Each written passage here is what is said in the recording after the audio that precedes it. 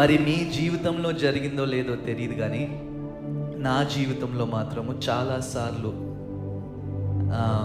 కృంగుదల, అంటే ఈ లోకంలో ఉన్న వాటిల్ని బట్టి నేనేదో కోల్పోయాను, నాకేదో జరిగిపోయింది, ఇంకా నాకు ఇక్కడి నుంచి బయటికి వెళ్ళడానికి దారి లేదు, ఇంకా నేను బ్లాక్ అయిపోయాను. నేను HSBCలో ఒకసారి పనిచేస్తుంటే, ఉద్యోగం చేసే రోజుల్లోని ఏదో ఒక రిపోర్ట్ చేయాలని చెప్పి అన్నారు. ఆ రిపోర్ట్ నేను ప్రిపేర్ చేశాను. దాంట్లో ప్రిపేర్ చేస్తే చాలా తప్పులు ఉన్నాయి. ఈరోజు సబ్మిట్ చేయాలి, ఇంకొక గంటన్నరలో సబ్మిట్ చేయాలి.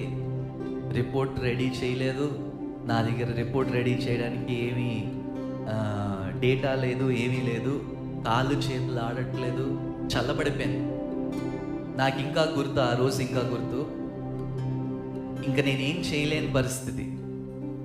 ఆఫీస్ నుంచి బయటకు వచ్చి నా బండి వేసుకొని, బైక్ ఉండేది, బండి వేసుకొని ఆంధ్ర యూనివర్సిటీ పోస్ట్ ఆఫీస్ ఉంటుంది, మీకు తెలుసో తెలియదు, ఇప్పుడు లేదు, ముందుండేది ఆ రోజుల్లో.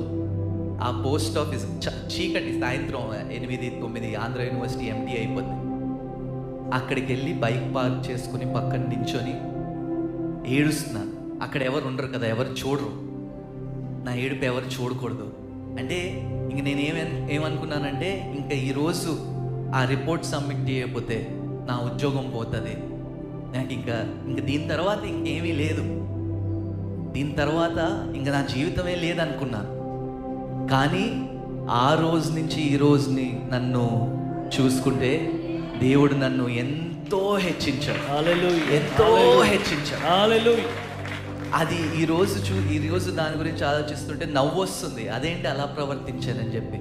ఆ రోజు కానీ నేను దేవుడి మీద నమ్మకం పెట్టుకొని, నీకు తెలుసు నా జీవితం నీ చేతిలో ఉంది, నా జీవితం నువ్వు నడుపుతున్నావు, నాకు నీ మీద నమ్మకం ఉందని చెప్పి అన్నీ ఆయన చేతుల్లో విడిచిపెడితే ఆ రోజు అది జరిగేది కాదు. దేవునికి స్తోత్రం.